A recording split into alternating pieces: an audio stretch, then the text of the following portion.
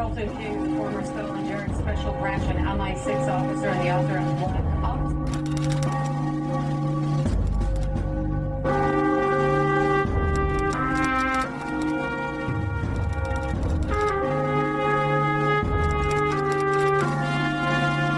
I was undercover for Special Branch in a jihadi organisation.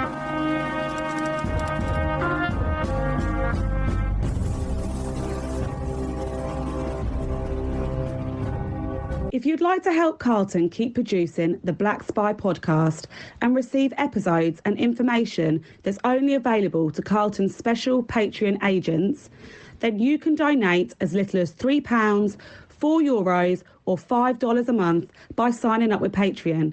See the Black Spy podcast notes or Google Patreon Black Spy podcast and pledge your monthly amount. You can even win the opportunity to be a guest on the show. Thanks for listening. And don't forget to subscribe for free. My name is Carlton King, and welcome to the Black Spy podcast, the show that shines a light on the world of secret intelligence, national security, and armed governmental personal protection operations, but actually majors in on geopolitics. This week, we're looking at part 2 of the program I started last week. Okay, so in terms of what you can say, like, I'm interested in this. I think your listeners would be interested in this. If you were a wealthy and powerful person, right? How would you, how would you set this up? Like, how do you find a hitman? Right. What I can say is to do it in a different direction. Okay, so, and I know I can say this because I put it in my book. So many years, not many years, that's wrong to say that, years before the hit that you've got there, I was looking at Colombia in terms of narco-terrorism. Not really the drugs in itself, but the terrorism, i.e. the controlling of the state of Colombia. Okay, in terms of narco-terrorism. And I was looking at the effects in the United Kingdom from that, of Colombia, also the terrorist organizations they were within that, some will say freedom fighters, others will say terrorist left-wing organizations that they were in Colombia at the time. Now, what I realized very, very quickly was how powerful people, and read for that money, can get things done. So I very quickly, I'll give you a story. What happened was a fellow by the name of Ochoa, who was one of the principal drug dealers working with Pablo Escobar. And what had happened with, there's a Cali cartel and a Medellin cartel. Now, what had happened is that the terrorist organization, called Firgas Esak, kidnapped the daughter of this guy. Because they were thinking to themselves, who's got money? Drug dealers. And if we get the money and we say to them, listen, you give us money, we'll let your daughter go, right? We've then got coffers which we can use to buy arms to fight the government, right? That's the way it runs. So basically that's what they did. They kidnapped the daughter. Well, what the Ochoa did, he said, right, anybody who gives me the head, sends me the head of any terrorist or kills any terrorist gets, I can't remember what the figure was, it was a certain amount of money. It might have been 500, it might have been $1,000, whatever the figure was. I can't remember now, can't remember anymore. But you see, what you're looking at is people earning billions. So $500, $5,000 is worth nothing to them. So I'm not being flippant or joking or anything, but my God, those poor actors on Crime Watch. Right, it's worth nothing to them. So basically, we're saying this: anybody who does that, boom, can do that. You'll get that. So in Colombia, you had people hanging from lampposts, hanging all over the place, blah, blah, blah, and they were obviously claiming. So all these, and in the end, the terrorist organization said, "All right, sorry, mate, here's your daughter back." Right, here's your daughter back, because they were killing them like flies. Here's your daughter back. Sorry, we never. And they actually, for a while, was running the security for the for the drugs cartels afterwards. So you see, that's the power they had. Now, the reason why I mentioned that is because there then was a big election and the election was to stop the narco traffickers, and the Americans, Ronald Reagan government, had put out a reg that said narco traffickers will no longer be tried in Colombia. They'll be tried in the United States. And the fella who was going to be the new president had signed up to this and said, we'll do that. We'll send our narco terrorists to you and you try them. Now, in Colombia, they weren't bothered about going to jail because they built their own jails. So Pablo Escobar built his own jail, and he was put in his own jail, and he ran his game within the jail. He had women in there, he had his crew in there, everything. It wasn't a jail, it was basically his own palace, but it was a jail that he built. So the fact is, they weren't bothered about going in Colombia, but they feared going in the United States. So when the government said, we'll do this, what happened is Pablo's sicarios, assassins, went out and killed the guy who was going to win the elections, who said he would do this with the gangs. Machine gunned him down while he was giving a talk and killed a whole lot of other people, but obviously killed the main man, who was by far going to win the election. So they then said to a fellow by the name of Govaria, you should be the person who was his campaign agent. You should be the person who should be the next president, right? Poison chalice if there was one. So he agreed for whatever reason, don't know why, but he did, and basically won the election. So then what Maggie Thatcher said is, come to the United Kingdom, we need to talks and we'll show you around. Well, the reality was for us to keep him alive until the investiture of his power.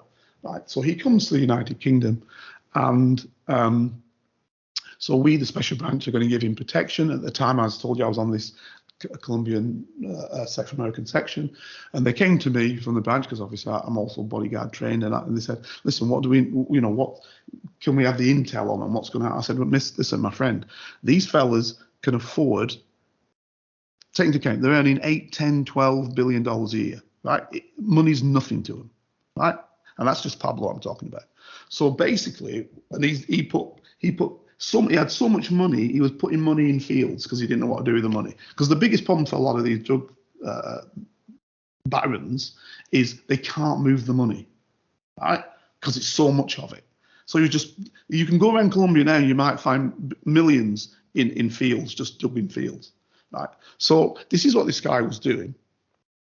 And so they said, yeah, okay. When the president was going to go on a particular aircraft, they blew the aircraft up, 300 odd people dead, etc., etc., etc. So this was not a playing game. They were killing people left, right, and centre, Pablo and his sicarios. So we come to Britain, and I said, we're going to have to give it full bells and whistles here, because these guys could hire people like your ex-SAS people, your ex-Golani, which is Israeli special forces. You can hire all these type of individuals if they're willing to do it, who know how killing goes. You see what I'm saying? So what I'm saying is, if you're wealthy enough, that's a long way of telling you, but actual factual bits, and it was in my book, so I can say it. If you're wealthy enough, you can get the right people to do a job for you, which is professional, done well, and you can slide in and slide out without anybody ever knowing what the case is. So, all right. So I think, to be honest, like you've set the stage, really, for us to talk about for us to talk about Barry George, right? So the guy who actually was convicted, mm-hmm. he was found guilty of the murder. Mm-hmm. His conviction was overturned in an appeal. He spent 8 years in prison. Here are some facts about Barry George, right? He was diagnosed as having Asperger's disease. Okay. Right. He was on the dole. Yeah. And he had no he had no job. He had no employment. Mm-hmm. He was quite keen on photography. He used to take pictures of females. Mm-hmm. But what kind of pictures? But I would say not. I wouldn't necessarily call them sexualized pictures. Okay. Pictures, mostly you couldn't see the faces. It was mostly pictures of women from the back. Okay. Yeah. But not even you know, I wouldn't call them sexualized pictures. Right. Okay. I would say it was an interest. It was a hobby, maybe. Mm-hmm. He used a lot of pseudonyms. Yep. He obviously sort of was quite into glam rock because you know, Paul Gadd was one of his which is Gary Glitter's real name. Yeah. Was one of his pseudonyms. He called himself, at the time of the arrest for the Jill Dando murder, he called himself Barry Bulsara, and he claimed to be Freddie Mercury's cousin. Okay. Yeah. But I sort of also love the fact that another pseudonym that he had was Steve Majors. Steve Majors. Oh, right. Okay. Yeah. It's a $6 million man. Yeah. Yeah, exactly. Yeah. But he also he pretended to be a karate champion and fooled the local newspaper so that they ran an article about him being a karate champion. He when he was, again, this is quite bizarre as well. Like there were several times he was arrested. Like one time he was arrested and charged for impersonating a police officer.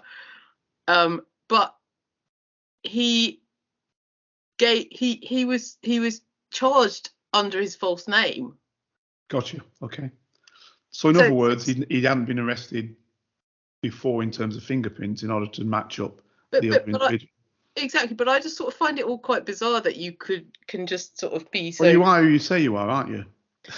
Well, you are who you say. You are who you say you are until there's proof to suggest that you're not. Yeah, that's just the way it is. You are who you say you are. So I don't know. I just sort of find it quite bizarre, but also quite. I mean, in a way, quite clever, I suppose. Like to you know, to be giving out all these false names. Mm-hmm. You know, some of the fines and you know, some of the sort of I mean, all his previous convictions were just fine related, but I mean, he was just giving out false names and you know, whatever. And then there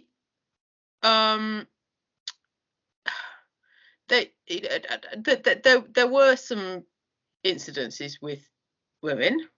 Okay, like an alleged rape charge. And how does that stand? I mean, anybody can make an allegation. How does that stand? Does it stand true, or because what you're looking at is why this fellow would be like that? Because you see, this is the thing. But even in the time space, you know, okay, so when he was pretending to be Steve Majors, he was this was when he had you know, attempted. It was an attempted rape. And but again, he served an 18-month sentence for this offence. Under the name of Steve Majors. Right. So that's the name that he gave at the time he was arrested. So what we're saying is basically he was either arrested before as a child and his record was expunged, so there was nothing to say who he was, or he'd never been arrested before and fingerprinted for a crime. So therefore, what he said he was. Because the other thing is that I mean, like you know, I would say, and I did have a quick chat with Dr. Rachel about this, and she, I will share with the listeners what she had to say about this. But you know, this guy evidentially had mental health problems, and quite and you know, anecdotally seemed to have been living his life as a sort of pantomime of being a different person every few years. But that doesn't make him a murderer. And it doesn't make it illegal either. It doesn't make it legal necessarily. It doesn't make it illegal. I just find it quite bizarre that he served a prison sentence as the wrong you know, as a person with a different name. When he was he was acquitted murder after serving 8 years. You know, after serving 8 years for it. And not only was he acquitted, he was also paid damages by a lot of the newspapers. because they'd accused him of being the killer, and that's not right. Evidence. Yeah, absolutely. However, in 1983, he was found wandering the grounds of Kensington Palace because he'd written a poem to Prince Charles, to King Charles now, but he'd written a poem. He wanted to personally deliver a poem. Right? Do you remember the guy, like, you know, the guy that got into the Queen's bedroom? Yeah, absolutely. Yeah. Like, it's a little bit like that, isn't it? You know, he obviously he felt like he had an axe to grind. I think. Or in Prince King Charles's case now, he felt that he had some sort of connection with him that he could talk to his phone about. But I don't think. To me, it suggests he's fixated. Yeah, it's fixated, and also, I mean, like we can let's talk a little bit about your experience of fantasists, because you know, because I think that's what this is. But circling back to your previous, circling back to your previous points, you know, this particular hit took a lot of planning, thought, and premeditation. And for someone who's a fantasist, unless they were, well, I don't know. You tell me. I disagree with you. Right, just because you're a fantasist doesn't mean that you can't plan. Now, this is where the problem lies. Fantasists are very, very dangerous because actually, in many cases, they have very rational perspectives on how to carry things out. And they can often check and see and look and sort of underscore weaknesses. So I'm thinking whether it is known or not.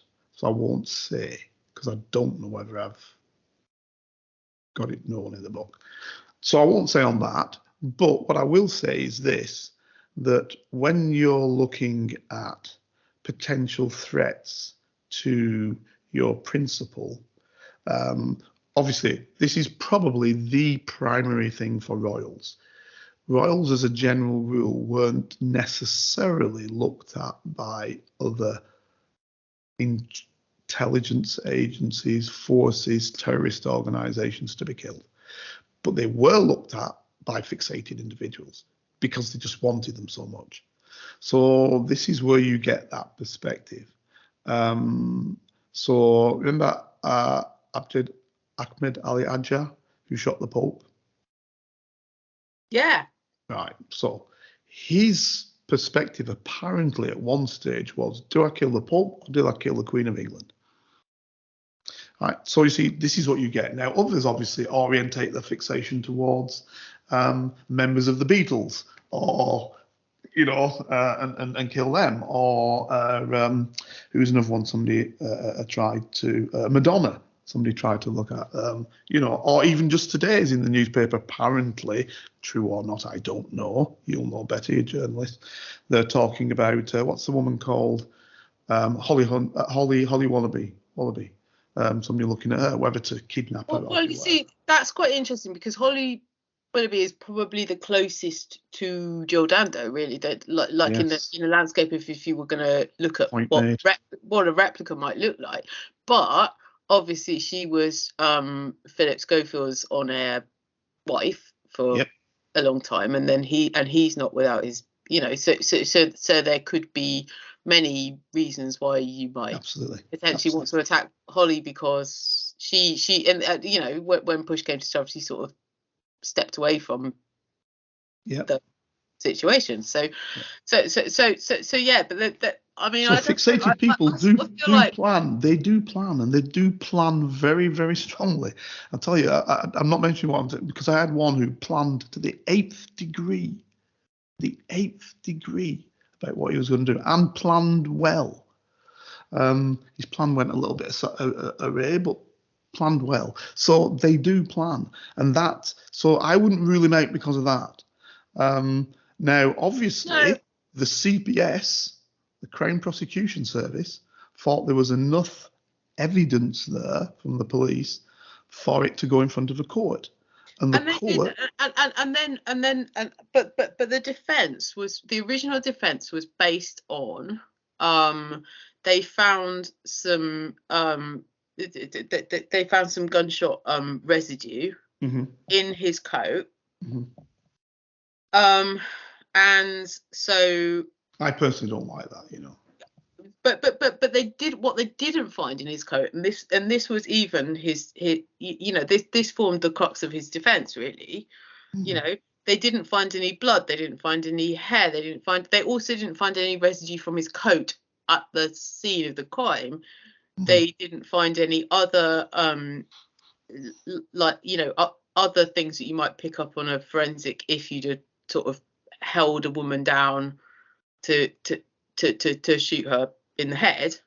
Is that what happened, or did you just walk up and shoot her in behind the ear and not held her down? Well, it said, what? Yeah, okay. So what the it's not even the forensics. I guess it's what the CPS are saying. It is that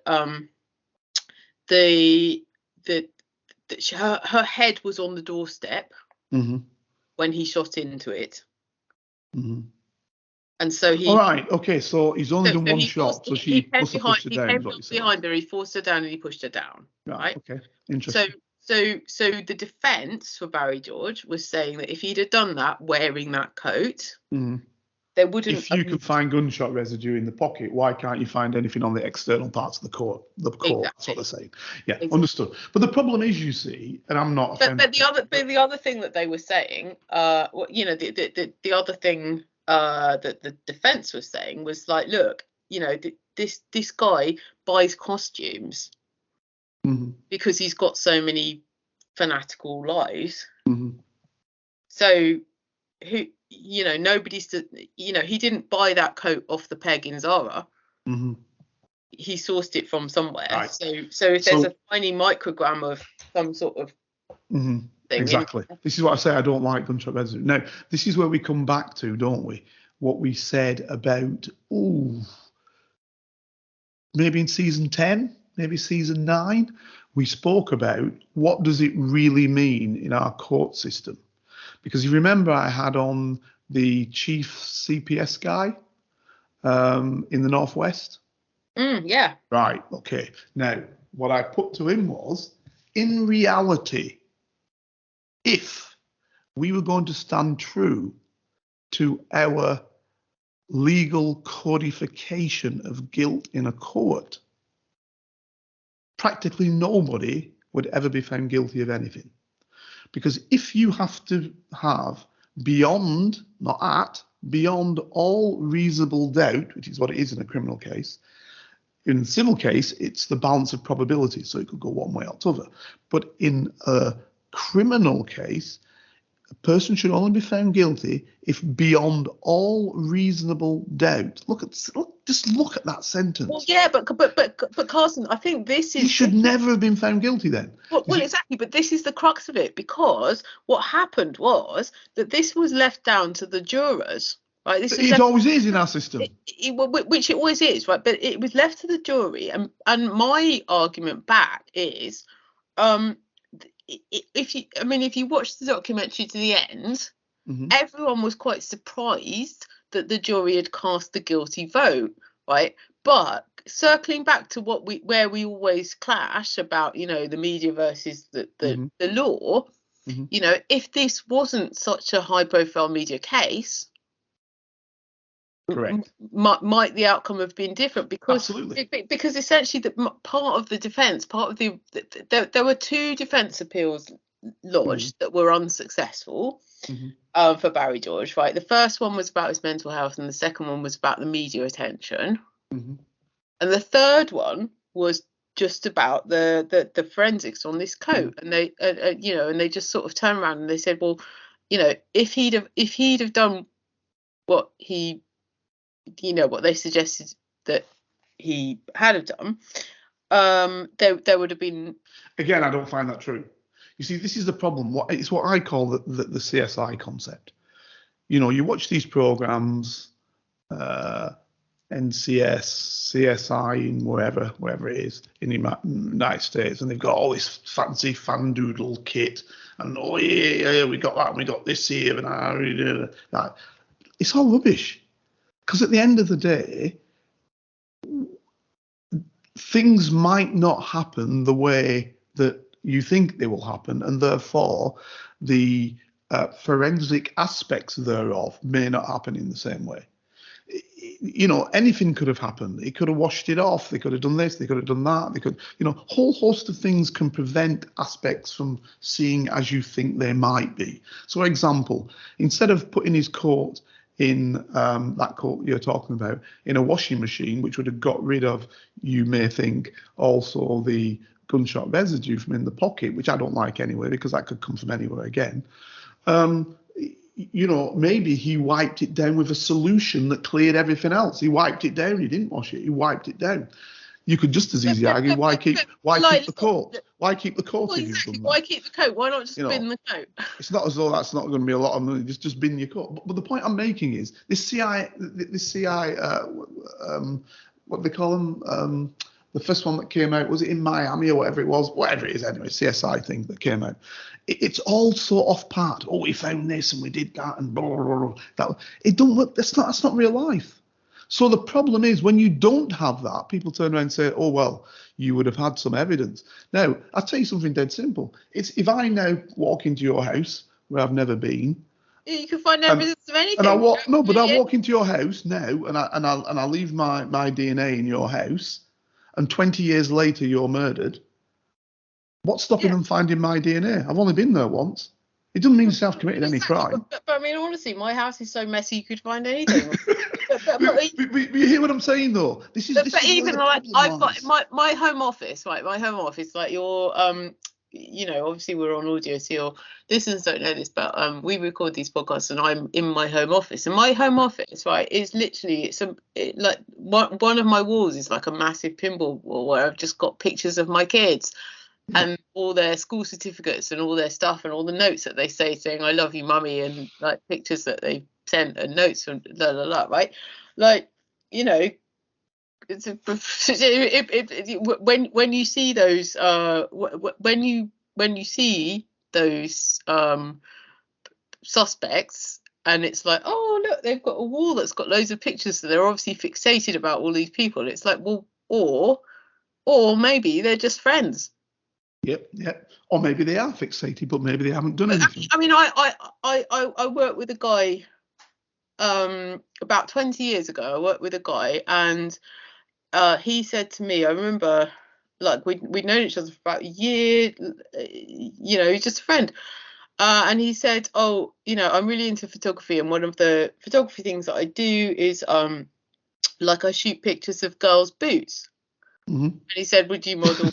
He said, I really like your boots. He said, would you model them for a thing, right? But it wasn't, it was just his hobby, right? It's just his hobby.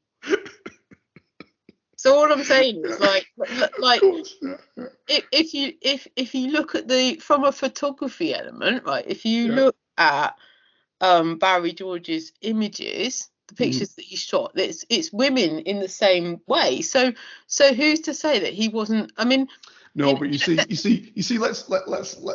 be realistic, right? Let's be realistic. Okay, if David Beckham, right, says to you some joke or something, and says, "Come to dinner with me," you say yes. If I don't know, let's think of somebody, Jimmy Hill. Right, you know what he looked like, big chin. No disrespect to Jimmy as he was, but if Jimmy Hill says the same joke and says "come to dinner," he gets a completely different perspective as to how you perceive him. So what I'm saying is we can't do one size fits all, because some people can get away with stuff because of what they look like and who they are, and other people can't get away with exactly the same stuff. So we find things. So I'm laughing because you're saying this guy's like in boots, but I don't know this fella. You know him, so you think, oh, that's normal. That's not a problem because I know him. But if I'm an officer investigating this and I see this fella likes taking boots, I'm thinking, what's with this guy? He's weird. To be honest, though, right? I'd probably be more scared about going on a date with Beckham than going on a date with Jimmy Hill, because you can't control yourself. Because you can't control yourself in one and you can with the other. That's what it is. Well, I mean, like Beckham's obsessed with beekeeping and all the rest of it at the moment, isn't he? And he's like, you know, I don't know. You know me. I don't know all this celebrity stuff. Well, bottom line is, at least Jimmy Hill, you know you can have a good time. Yeah, very true. Very true. But you see what I'm saying though with that. Listen though, Carlton, I hear what you're saying. I totally hear what you're saying. All I'm saying is that they like let's say, right? I mean, I'm quite interested in the sort of in Barry George as the sort of fanaticist slash kind of fluid identity person. You know, I mean, obviously in it, like the thing that nobody's looked at, it is the thing that a lot of men might have you know, a lot of men might be thinking about their sexual identity. They might be thinking about, you know, whatever. And he was sort of obviously thinking about dressing up as a, you know, like on the one hand, he was kind of dressing up as someone, as a glam rock artist, and on the other hand, he was dressing. Was he doing anything with it? Was he? I don't know. Yeah, he was 100%. He was sort of, you know, that he doing started shows or stuff like that. Was that what he doing? No, he wasn't performing, but he was very much sort of styling himself as that. So he pretended to be Gary Glitter, and then he pretended to be Freddie Mercury's cousin. He also, for a little while, I mean, like I say, he pretended to be a stuntman. He pretended to be in the SAS. Right. Okay. Yeah. You know, was he earning by any of this? Was he earning by doing it, or this is just to big himself up, basically? Well, one argument is to big himself up. The other, I suppose, is like if he was just on the dole, maybe just for something to do, or to be attractive to the opposite sex. Yeah, you know, and so maybe where he's got all these pictures of like the girls from behind or whatever, maybe he was.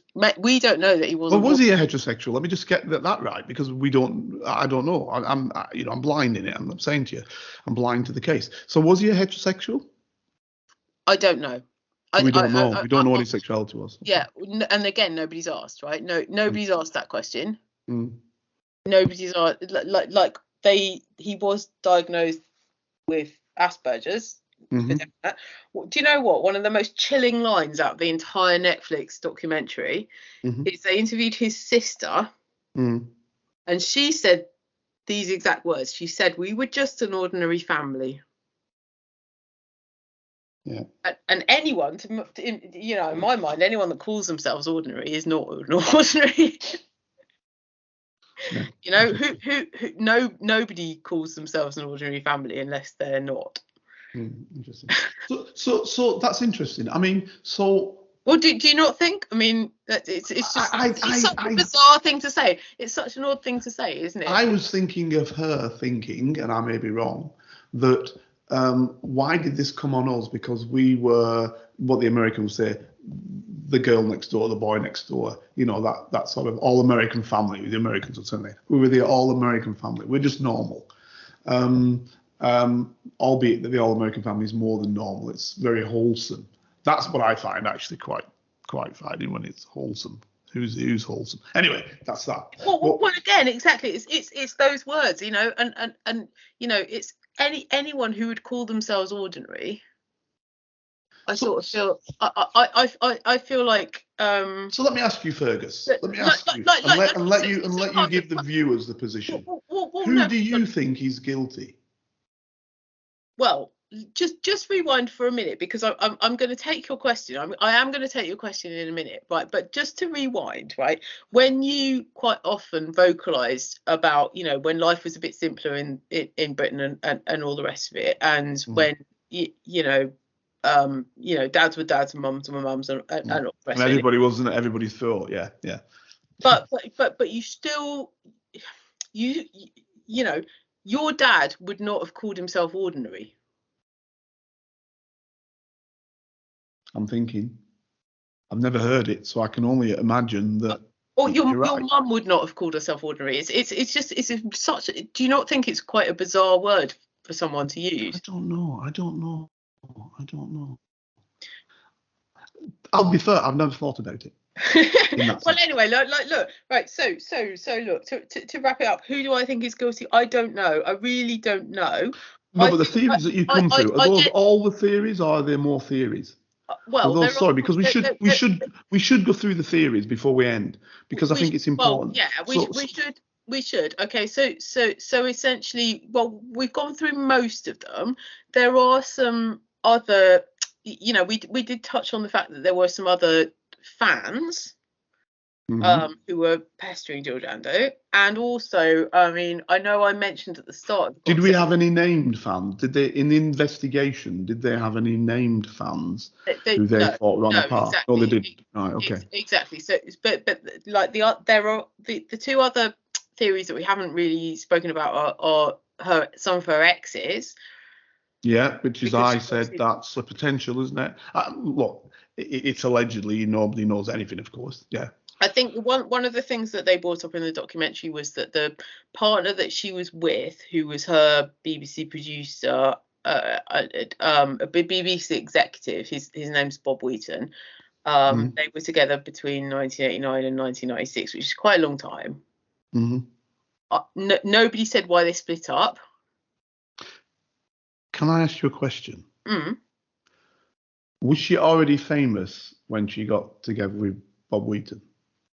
She became more famous because of her association with Bob Wheaton, and yes, and very much in the it does seem, and though I'm not alluding to this, but it does seem by the way that the documentary is portrayed that there was a bit of coercion in that relationship.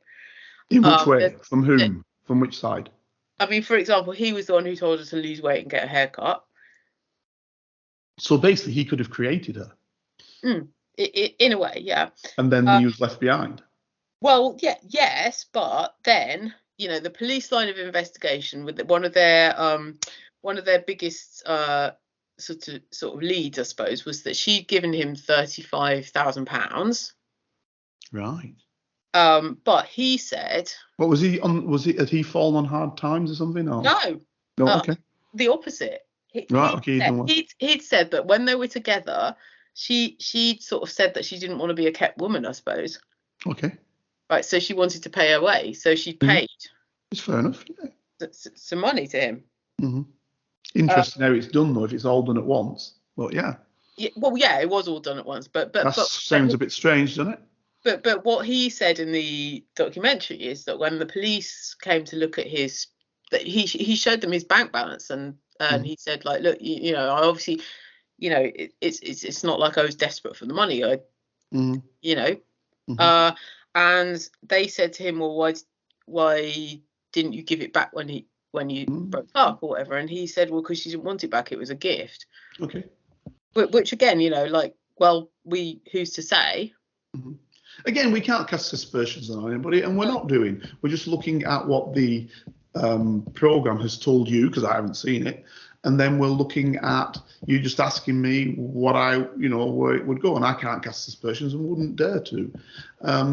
But again, these are sort of the areas whereby you could say, okay, look at this and look at that and look at that, and if the investigation has done all of that, then that's a good investigation. If it hasn't, maybe you have to question why the investigation hasn't looked at all areas. But I don't know, so I can't say. So the only other the only other line of inquiry that we haven't mentioned, just because I've sort of. Well, no, because I'm just going to stay on this one just very quickly. Yeah, go on. I asked you actually earlier on. So there was this guy that she was with for quite some time. Were there any sort of short interludes which they don't even know who the people were? Is there anything like that? I believe there was one. Right. I mean, like I say, there's not much documented about her life and affairs and all the rest of it. But I mean, she she grew up in Somerset, and who's to say that, you know, there weren't skeletons in the... The reason why I'm saying this is, you see, because if you have a murder and basically you've got 56 million people to choose, or because of how wide she is and have been around the world, right, you could have X billion people to choose from, it becomes difficult. So you've got to try and narrow it down somehow. And obviously the easiest narrowing down is people that you've connected with. If you can't narrow it down, frankly, how do you find out who's done something? It's the most difficult thing in the world. People seem to assume that finding killers is simple. It isn't. It's only simple when there's a connection. That's what does most people in, because there is a connection.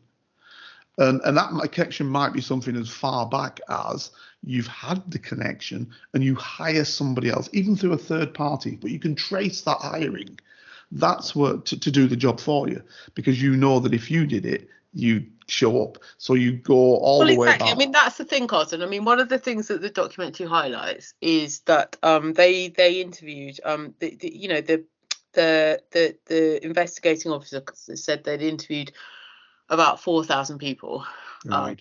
over the time period, right? But it felt like, you know, everything that you're saying sort of points to that there would need to be some sort of personal connection, or someone who knew her would be the obvious line of investigation. Obvious line, but doesn't have to be the case. Yeah, it doesn't have to be the case. But for example, there was someone was spotted in a blue Range Rover. A parking warden said that she tried to give that person a parking ticket and they'd driven away. Right now it's Fulham, so I'm not being judgmental. Do you know what I mean? Right. So what they did was they did like a national amnesty. They asked every blue Range Rover person to identify where they were at the time of the crime. Good work. Yeah, but also but a lot of admin. Massive. Down a wrong. Well, we don't know it's wrong until you do it, and of course it might not have been wrong.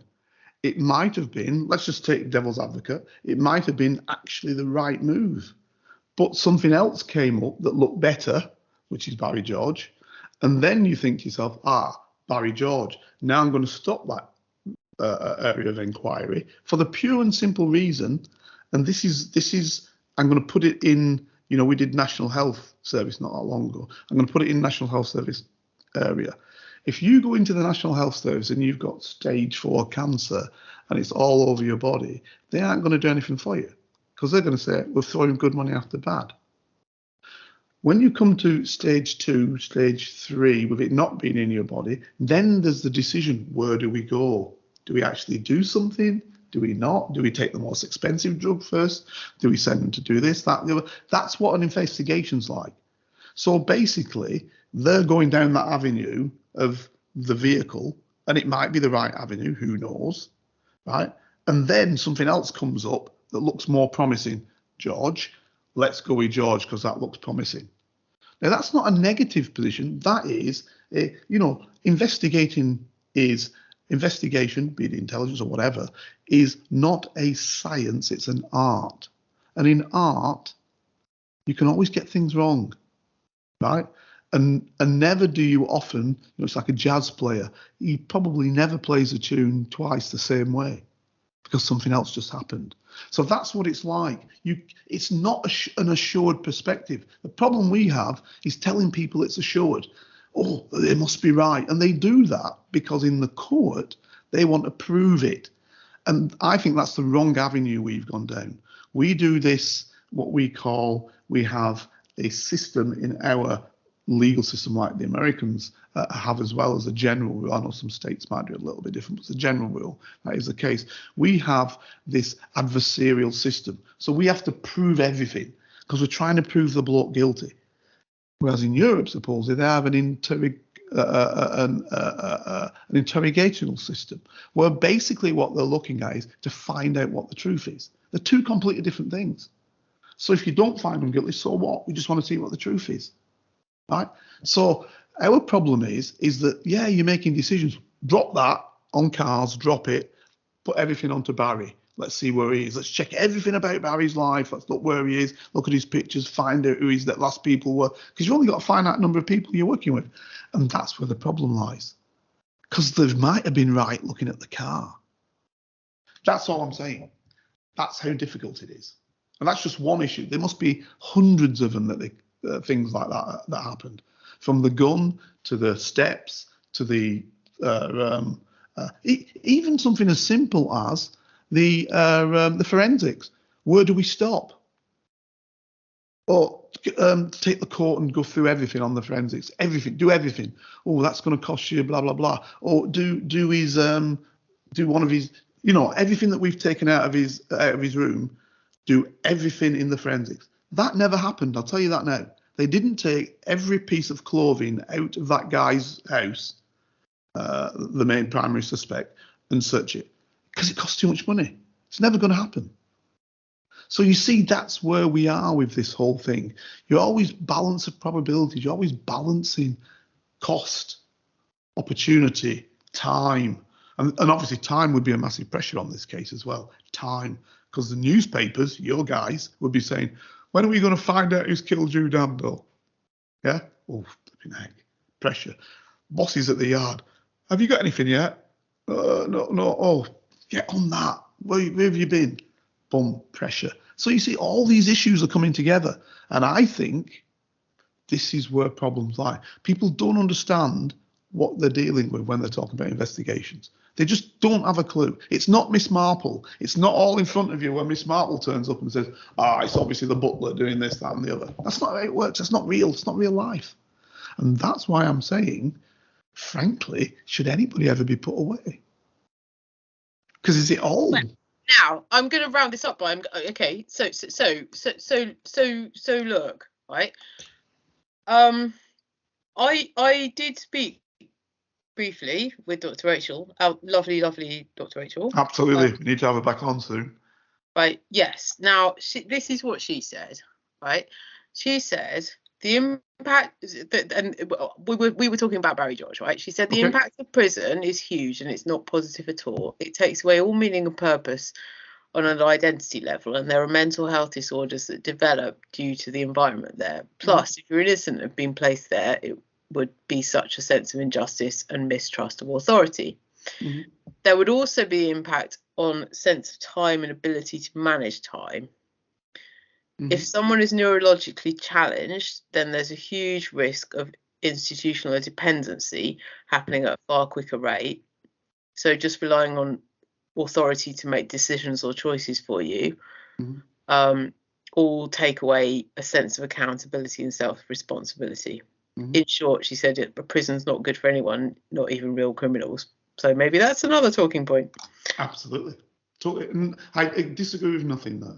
Because, of course, again, you've got the Stockholm Syndrome where it will be better. And that will happen very, very quickly for most people, where it will be better to conform and actually believe in the conformity, totally believe in it, rather than not. Right? Because otherwise you get found out. So it's pretty clear that once you go in there, you want an easy life and you want it to just meld away. And indeed, you might even begin to think that you did it. Yeah, and there's and that is that thing, isn't it? You might, because the Stockholm Syndrome brings you into it. I must have done it. I didn't realise I'd done it, but I've done it. You know what I'm saying? Yeah, that can easily happen. I totally do. And just for your listeners, if they do make it through to the end of episode 3, when the Barry George now, who's acquitted and living in Ireland, I think, he's obviously gotten his payout from the newspapers, mm-hmm. And he's just you can even see just from the video footage, you can just see like he's very process driven. He's pouring himself. There's a point in the interview where he's saying, "Oh, I need to have my drink of milk now." Yeah, absolutely. Yeah. Okay. So he's been sort of orientated to a particular type of But like they was in prison, particular type of procedure, 12 o'clock lunch, whatever. Boom. Now, let me ask you the question on Barry. You said you didn't know who did it. Do you think he couldn't have done it? That's the big question. Now, don't get me wrong, obviously, allegedly, he's obviously gone. But do you think that is pretty now clear to you it wasn't him? From watching the programme, because I haven't watched it, so... Watching the programme and talking to Dr. Rachel and sort of understanding and doing a bit more of a deep dive into the mental health issues and conditions that he had, I would say, and here I've learnt from you, I'm going to say I think it's unlikely that he did it. That's the one. Unlikely. Yeah, unlikely. So you're saying unlikely. Brilliant. Because you can't say it one way or the other, can you? Because you see, it's like a lot of things. Sometimes people may even believe they haven't done something when they've done it, because that can go the other direction then, can't it? You know, there's so much belief that isn't the case that they say that isn't. Yeah, 100%. But the other thing that having gone through all the theories now, which I think we sort of more or less have. Mm-hmm. Hang on, was the more or less? Well, unless you can think of any more, is where I was going with. Right. I thought you'd heard of one. Not really. I mean, I'm just going through all the sort of reported ones. You know, I'm sure once you start thinking about it, you might think. I am thinking now. Like, just give me 2 seconds of thinking while you speak. But to me, like, let's just say as well, what if someone just thought, oh, a well-dressed, well-turned-out woman who's got a house in Fulham, you know, maybe she's got some diamonds or some money. Yeah, absolutely. Yeah. Why don't I just shoot her in the head and rob her house? They didn't rob her head, did they? And then maybe at the doorstep realised it was Jill Dando and thought, oh fuck. Yeah, good point. And then we banned that. Good point. So what they did then is ran off. Is that what you're saying? That's what I'm saying. So you know, do you know what I mean? What if it was just opportunist because they thought, oh look, this woman quite clearly, you know, she's got nothing to do in the middle of the day, so she's obviously, you know, she's walking back to her house and blah blah blah, and you know, maybe I just force her in the door, get her to you know, get her to show me around her house, give me all her valuables, and then kill her, and then got to the doorstep and thought, oh god, it's her. I'm in trouble. Right, something came to my mind. Tell me if I'm wrong. Dim and distant past. There was some drug aspect, wasn't there? Some drugs aspect. Am I right? Was there something about drugs? Some crime watch, some drug baron or something like that they thought about at one stage. Am I right or wrong? There was as well. I mean, like, look, there's also, like, circling back to trying to explain to your listeners how bizarre Crime Watch was as a thing, right? I mean, there is also very much could it possibly have been like a sort of vanity thing, almost like you know, oh god, I bumped off the Crime Watch woman to get myself on Crime Watch or something, or you know, my mate was sent down because of because of Crime Watch. Yeah. That again could fit well. You know, we because this is the interesting point with that, what you just said. Somewhere in German they call it the Redaktion, so the direction of it, the directorship of it. They've got to decide what offences are coming onto the show, what particular crimes, I should say, are coming onto the show. And I know in the German one, the fella who used to decide what went onto the show was the presenter. Now, I don't know if that's the case with Crime Watch, because when the German fella retired, they had him on saying he was the one who made the decisions about, you know, which crimes we'd show. So was that what Jill Dando was doing? So did she make a decision to show the crime of whatever, which got somebody sent down for 20 years? Well, it's the celebritizing of criminals. Yeah, but if she was the one who made those decisions, then the criminals put down, you know, using the vernacular, would be the ones that would think she's at fault. Yeah, I don't know. I mean, like just circling back to when I say how bizarre, what a bizarre concept like Crime Watch was, because it really was, really. Not only did you have, on the one hand, did you have people kind of, sort of teenagers going, oh, great, this is oh, right, interesting. On the other hand, there must have been criminals who were sort of whilst it was a badge of honor. And I know I'm being flippant. Whilst it was a badge of honor for actors to be portrayed as, identified suspects, right? It must have also been a bit of a badge of honor for, the actual perpetrators to be like, oh my God, we were on Crime Watch and we got away with it. I hear what you're saying. No, I hear what you're saying. It's more than just impersonating Gary Glitter. It's sort of celebritizing a crime, and so in a way,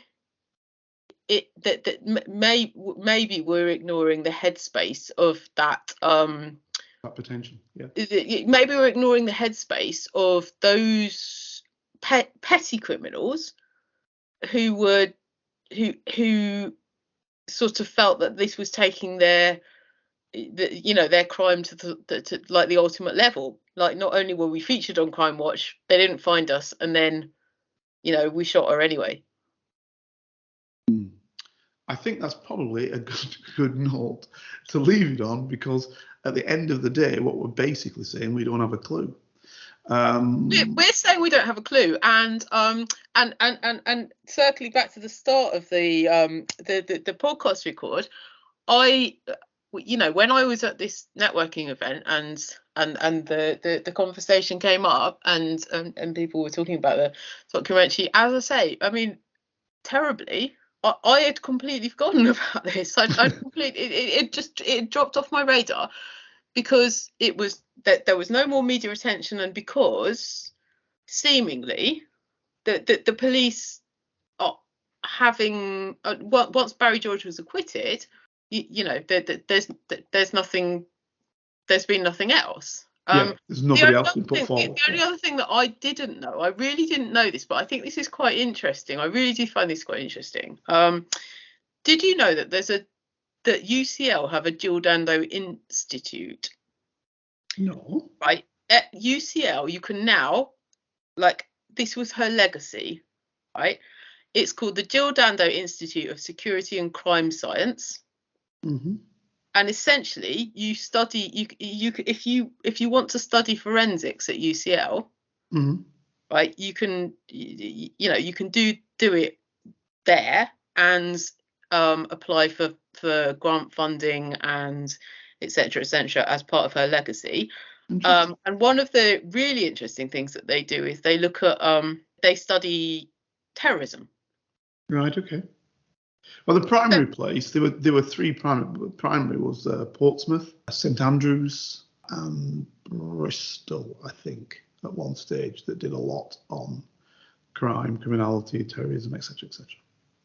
So what's bizarre is that essentially, like, the Home Office and the Department of Security and Crime Science are sort of posthumously working with Jill Dando now at UCL in order to create these, in order to create these tutorials, but they still haven't solved the crime.